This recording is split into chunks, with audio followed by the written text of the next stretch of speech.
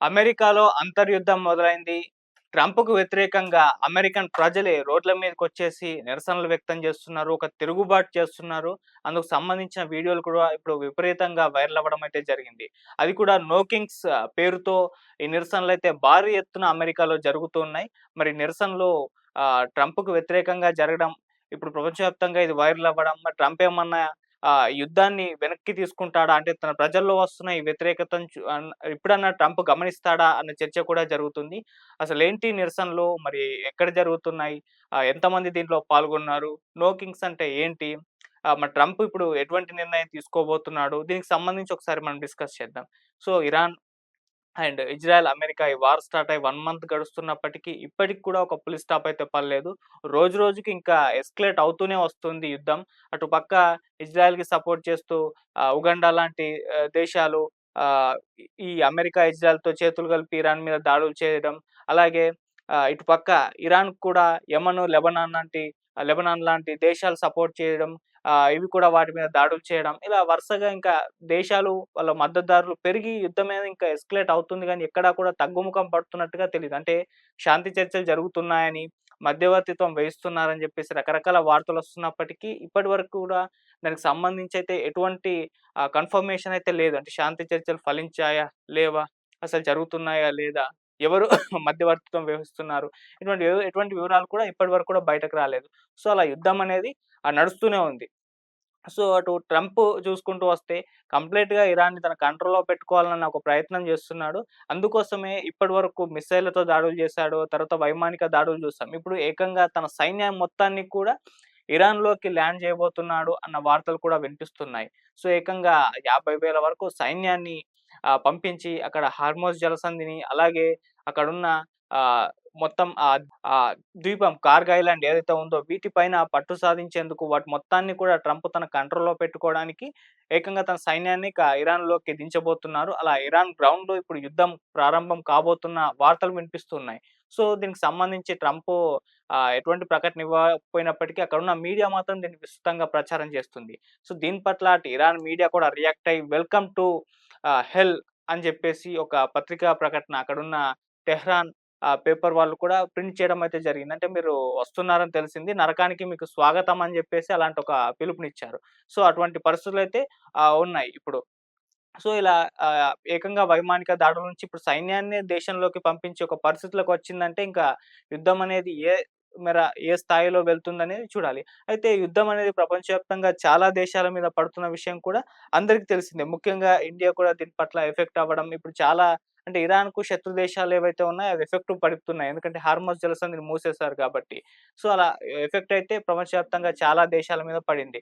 ఇక ఈ యుద్ధాన్ని చేస్తున్న అమెరికా కూడా దీని పట్ల చాలా ప్రభావానికి గురైంది. ఇప్పటికే యుద్ధం కోసం చాలా ఖర్చు పెట్టారని జెప్పేసి కూడా తెలుస్తుంది. అండ్ వాళ్ళ సైన్యం ఏదైతే మిడిల్ ఈస్ట్ కంట్రీస్‌లో ఉందో అక్కడ అమెరికా బేస్ క్యాంప్‌లు ఏవైతే ఉన్నాయో అవి కూడా దాదాపు ధ్వంసం అవ్వడం, అక్కడున్న సైన్యం కూడా కొంతమంది చనిపోవడం, గాయాల పాలవ్వడం ఇటువంటివైతే జరిగాయి. సో, అమెరికాలో కూడా యుద్ధం పట్ల ఇప్పుడు ప్రజల్లో కూడా వ్యతిరేకత పెరిగిపోయినట్టు కూడా మనకు స్పష్టంగా తెలిసిపోతుంది. అంటే అమెరికాలో ధరలు ఇవి కూడా పెరుగుతున్నట్టుగా కూడా వార్తలు వినిపిస్తున్నాయి. సో, వీటన్నిటిని ఇక విసిగిపోయి అమెరికా ప్రజలు రోడ్ల మీదకొచ్చేసి నో కింగ్స్ పేరుతో ఆహ్, నిరసన ప్రదర్శనలు చేశారు ట్రంప్‌కు వ్యతిరేకంగా. ఆ రకంగా అమెరికన్ ప్రజలే ఇప్పుడు ట్రంప్ పైన తిరుగుబాటైతే చేస్తున్నారు. ఇది ఎక్కడ జరిగిందా అని చూసుకుంటే ఏకంగా 50 రాష్ట్రాల్లో 3100 ప్లేసెస్‌లో దాదాపు 90,00,000 మందికి పైగా ప్రజలందరూ కూడా రోడ్ల మీదకొచ్చేసి నిరసనలైతే తెలియజేశారు. అవి మెయిన్ ఏరియా అంటే New York, Washington DC, San Francisco, Los Angeles ఇలాంటి ఒక ప్రధాన నగరాల్లోనే ఈ మొత్తం నిరసనలైతే తెలియజేశారు. 50 రాష్ట్రాల్లో 3100 ప్లేసెస్‌లో దాదాపు 90,00,000 అంటే కోటికి దగ్గరలో ప్రజలు అందరూ రోడ్ల మీదకొచ్చేసి నో కింగ్స్ అని చెప్పేసి ప్లకార్డ్‌లు పట్టుకుంటూ ఇంకా చాలా కొటేషన్స్ దాని మీద రాసి ప్లకార్డ్‌ల మీద ప్రదర్శన అయితే నిరసన ప్రదర్శనలైతే చేస్తున్నారు. అంటే నో కింగ్స్ అంటే ఇక రాజులెవరు లేరు. ఇది డెమోక్రటిక్ కంట్రీ ప్రజాస్వామ్య పాలన ఉండాలి. నీ ఇష్టం వచ్చినట్టు యుద్ధాలు చేయడం కాదు అన్నట్టుగానే ఆ సెన్సస్ వచ్చే విధంగా ఈ విధంగా నిరసనలైతే తెలియజేస్తున్నారు. సో, ఇప్పుడిది ఆ వీడియోలు విపరీతంగా కూడా వైరల్ అవుతున్నాయి. సో, లక్షలాది మంది ప్రజలు ఆ విధంగా రోడ్ల మీదకొచ్చేయడం అనేది ఇప్పుడు ట్రంప్‌కు బిగ్ షాక్‌గా చెప్తున్నారు. అమెరికన్ ప్రజలే ఇప్పుడు ట్రంప్‌కు ఒక షాక్ ఇచ్చినట్టుగా కూడా మనకు తెలిసిపోతుంది. అయితే దీనిపైన అటు ట్రంప్ మద్దతుదారులు కూడా రియాక్ట్ అవ్వడం జరిగింది. ఇది వామపక్షాల కుట్ర అని జెప్పేసి ఏదో స్టేట్‌మెంట్ ఇచ్చే ప్రయత్నం చేస్తారు గానీ, సో, ఇక్కడ వామపక్షాలనేవి ఏమి కూడా లేవు. ఇది ప్రజలలో పెరిగిన వ్యతిరేకతే ఇందుకు కారణం అని జెప్పేసి స్పష్టంగా తెలుస్తుంది. అంటే వాళ్ళు చెప్తున్న రీజన్స్ ఏంటి? మీ లాభాల కోసమే యుద్ధాలు చేసేస్తున్నారు అని జెప్పేసి చెప్తున్నారు. ఇప్పటికే సైన్యం అనేది మీ లాభాల కోసం ఇక్కడ యుద్ధంలోకి దిగట్లేదు అని జెప్పేసి కూడా ఆహ్, వాళ్ళు కామెంట్స్ అయితే చేస్తున్నారు. నిరసన చేస్తున్న ప్రజలు. సో, ఆహ్, అంటే మీ రాజకీయ అవసరాలు, మీ లాభాలు వీటన్నిటి కోసమే యుద్ధాలు నువ్వు చేస్తున్నావు గానీ, ఇక్కడ ఆహ్, అమెరికా డెవలప్‌మెంట్ అమెరికా ఫస్ట్ అని జెప్పేసి నువ్వు నినాదం ఏదైతే ఇచ్చావో వాటి కోసం అయితే కాదు అని జెప్పేసి స్పష్టంగా అక్కడున్న ప్రజలైతే దీనికి సంబంధించి అయితే చెప్తూ ఉన్నారు. సో, అందుకోసమే వాళ్ళు నిరసనలు కూడా చేస్తున్నారు. ఇక యుద్ధాన్ని ఆపేయాలని జెప్పేసి వాళ్ళు కోరుతున్నారు. సో, మరి ఇంతమంది అంటే దాదాపు 1,00,00,000 ప్రజలు రోడ్ల మీదకొచ్చి నిరసనలు చేస్తున్నారంటే ఇది ట్రంప్‌కు బిగ్ షాక్ అని చెప్పుకోవాలి. మరి ట్రంప్ ఏ విధంగా రియాక్ట్ అయితాడో చూడాలి. సో, ట్రంప్ పాలన, ట్రంప్ తీసుకునే నిర్ణయాల పట్ల ప్రజల్లో అయితే వ్యతిరేకత విపరీతంగా పెరిగిపోతుంది. ఇది మొదటిసారి కాదు ఈ విధంగా ప్రజలు రోడ్ల మీదకొచ్చి నిరసనలు తెలియజేయడం. గతంలో కూడా వచ్చారు. అంటే రకరకాల కారణాలు ట్రంప్ తీసుకునే నిర్ణయాలు వీటి వల్ల ఆహ్, విసిగిపోయి రోడ్ల మీదకొచ్చేసైతే నిరసనలు తెలియజేశారు. సో, అప్పుడు ఇటువంటివి చూసాం. సో, ఇప్పుడు ఇది పెద్ద ఎత్తున జరుగుతుంది. ఎందుకంటే వార్ వలన ప్రపంచంలో చాలా దేశాలు ఎఫెక్ట్ అవుతున్నాయి. ముఖ్యంగా అమెరికాని. అంటే అమెరికా దీని కోసమైతే చాలా ఖర్చు పెట్టేసింది. ఆ ప్రజలదే డబ్బే గదా! మొత్తం ఖర్చు పెట్టింది. సో, మా డబ్బు మీరు ఖర్చు పెడుతున్నారు. మా సైన్యం మీకోసం ఆహ్, అంటే మీ లాభాల అవసరాలు తీర్చడం కోసం లేదు అన్నట్టుగా అక్కడ కామెంట్స్ అయితే వినిపిస్తుంది. సో, అటువంటి పరిస్థితుల్లో మరి ఇప్పుడు ట్రంప్ ఎటువంటి నిర్ణయం తీసుకుంటాడు? ఈ స్థాయిలో ట్రంప్ మీద వ్యతిరేకత పెరిగిపోతుంది. మళ్ళీ లోకల్ ఎలక్షన్స్ తొందరలో రాబోతున్న నేపథ్యంలో దాని ఎఫెక్ట్ స్పష్టంగా ట్రంప్ చూడబోతున్నారని కూడా విశ్లేషకులు చెప్తున్నారు. ఆ ఎలక్షన్స్‌లో ట్రంప్‌కు బిగ్ షాక్ తగలబోతుంది. అమెరికన్ ప్రజలే ట్రంప్‌ని ఇప్పుడు వ్యతిరేకించడానికి సిద్ధంగా ఉన్నారు. ఆ ఎలక్షన్స్‌లో ఆయనకి ఒక బిగ్ షాక్ ఇవ్వడానికి రెడీ అయిపోయారని చెప్పేసి కూడా కామెంట్స్ వినిపిస్తున్నాయి.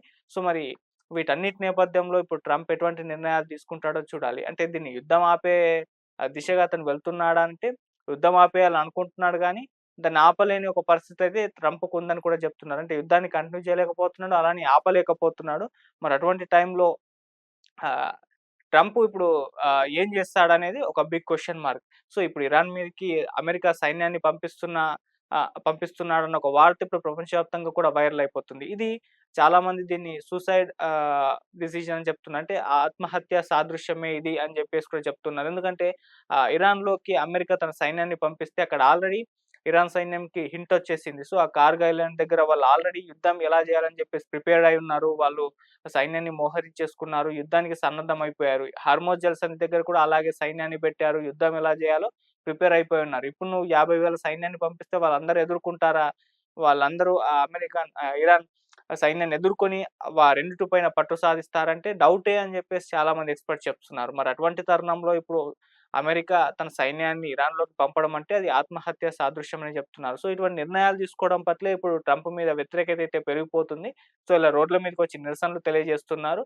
మరి ఆల్రెడీ మిడిల్ ఈస్ట్‌లో ఉన్న బేస్ క్యాంపులు నాశనమయ్యాయి. సైన్యం దెబ్బతింది. ఆహ్, ఇప్పుడు మళ్ళీ ఇటువంటి నిర్ణయం తీసుకుంటే ఈ సైన్యానికి ఏమన్నా అయితే మీరు రెస్పాన్సిబుల్‌టా అన్నట్టుగా అంటే మీ అవసరాల కోసం చేస్తున్న యుద్ధాల కోసం ఇక్కడ సైన్యం రెడీగా లేదు అని చెప్పేసి ఆ ప్రజల దగ్గర నుంచి అయితే కామెంట్స్ వినిపిస్తున్నాయి. మరి చూద్దాం ఇంతమంది ప్రజలు రోడ్ల మీదకొచ్చి చేస్తున్న ఈ నిరసనలు ఏవైతే ఉన్నాయో అంటే ఇది ఒకటి రోజు కాదు ఇంకా మిగతా రోజులు మేము చేస్తాం. డైలీ చేస్తామని కూడా వాళ్ళు చెప్తున్నారు. ఏదో ఒకరోజు చేసి వదిలేయడానికి కూడా కాదు. మేము రెగ్యులర్‌గా ఈ నిరసనలు తెలియజేస్తామని చెప్పేసి చెప్తున్నారు. మరి ట్రంప్ ఈ నిరసనలు ఎలా చూస్తున్నాడు? ఆ పెరుగుతున్న వ్యతిరేకతను ఎలా అర్థం చేసుకుంటున్నాడు? దాని పట్ల ఆయన ఎటువంటి నిర్ణయాలు తీసుకోబోతున్నాడనేది ఇప్పుడు బిగ్ క్వెషన్ మార్క్ అని చెప్పాలి. సో, మరి చూద్దాం దీని ఎఫెక్ట్ ట్రంప్ మీద ఏ రకంగా పడబోతుంది? ట్రంప్ ఎటువంటి నిర్ణయాలు ఈ ఇన్సిడెంట్ తర్వాత తీసుకుంటాడనేది మనం వెయిట్ చేసి చూడాల్సిన అవసరం అయితే ఉంది.